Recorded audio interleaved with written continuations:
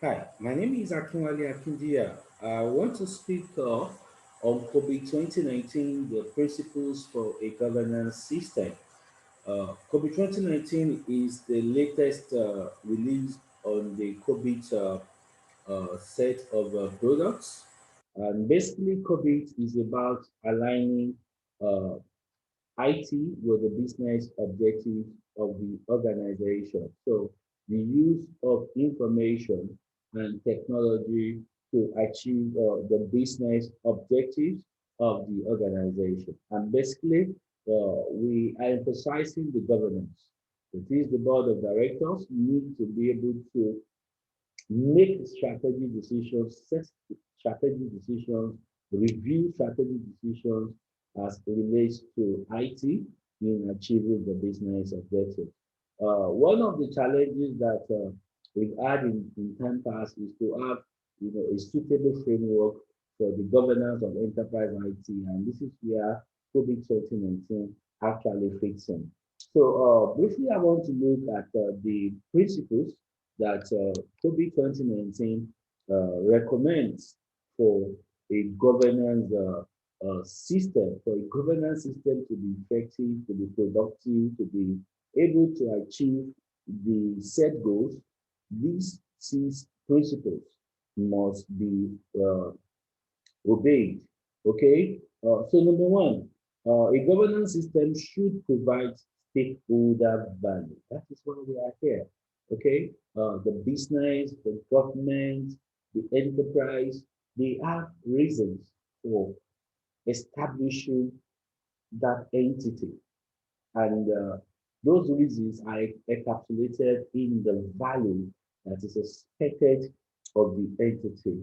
And according to COVID 2019, when we're talking about value, we're basically looking at three things. We're looking at benefit realization, we're looking at risk optimization, we are looking at resource optimization. So benefit realization is basically about creating value, being able to create value. Whatever value, of course, value is relative. Private sector, value may be about economics, about revenue, profits, balance sheet. In the public sector, value may be about the welfare, security of the citizens. So whatever value is, okay. So in benefit realization, we need to be able to create value. Then risk optimization, we need to be able to preserve value. So you can make money, and at the end of the day, hackers can wipe out the money if you don't have the right risk management system or framework in place. Then resource optimization, that has to do with having appropriate capabilities in place. So you have the human resources, you have the financial resources, and you are able to use them maximally, optimally to achieve business objectives. So a good governance system should be able to provide stakeholder value. And I like that word stakeholder also, because you also need to do stakeholder analysis. You need to know people who are affected and who can affect your business. That is actually what a stakeholder means. Stakeholder is somebody that can be affected or can affect operations of an entity. For example, your shareholders, your vendors, your customer, your employees, your directors. So even the government, the regulators, okay, they are also stakeholders in the business. So we need to know the stakeholders. We need to know their interest in the organization, and we need to be able to meet those interests. So basically, the governance system is there to provide stakeholder value. Now, number two, a good governance system should uh, have holistic approach. Okay, so it should be able to meet the needs of the organization in a holistic way. So governance system should be able to have various components that work together in a holistic way.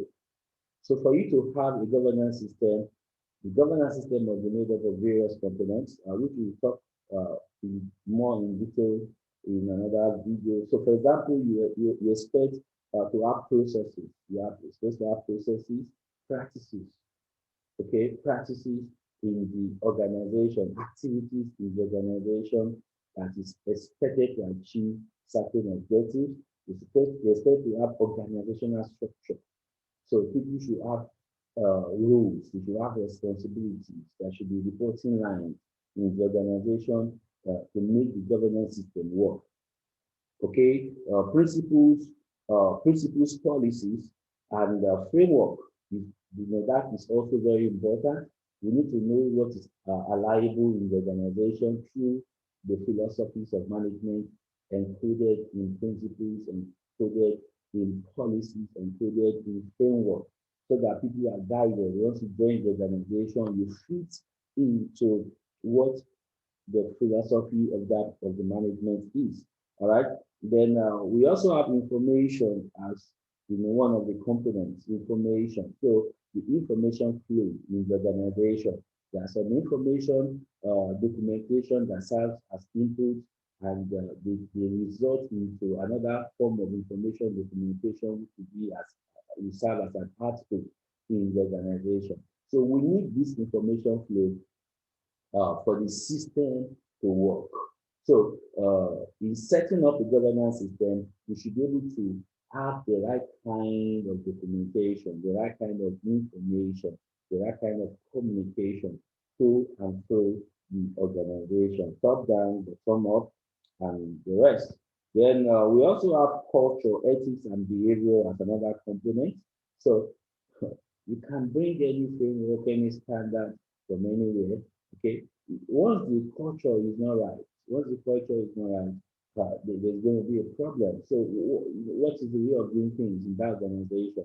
According to COSO, COSO talk about the components of internal control, and the first and the most important component of internal control is the control environment, and the control environment is dictated by the board, by the leadership of that organization.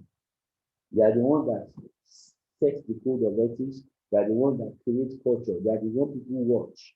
Okay, so the way the MD is doing is the way other people will also do, consciously and unconsciously.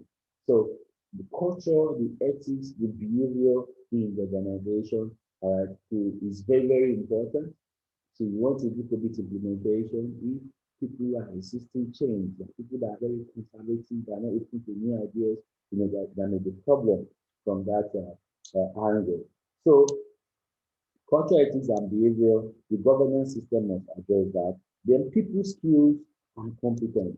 So how well trained are your people? So you look at the IT balance paper, we talk about learning and growth, innovation. So how trained, how competent, how skilled are the people in that organization? So how is the recruitment process like? Is it objective? How is the promotion system? How is the training system? Okay, so all that is very, very important. So a good governance system also will factor in the people, the training, the competence, the skills level of people in that organization. Then the last component is service, infrastructure, and application. So that's talking about the enterprise architecture of the organization. So the services you are offering, the IT infrastructure you have in place, the technologies you have in place to make information technology to be able to provide service to the organization. That is, that to be able to use IT to achieve the business objective, which is basically the essence of the governance of enterprise IT. So establishing a governance system will also entail reviewing the enterprise architecture of the organization to determine whether we have the technological capability, whether we have the IT resources, the IT assets to actually deliver the business goal. So according to Cobit 2019 framework, uh, these are the 6 principles for a governance system. My name is Akinwale Akinbiya once again. You'll get more videos from me. Kindly press the subscribe button so that you can get more educative videos from me. Thank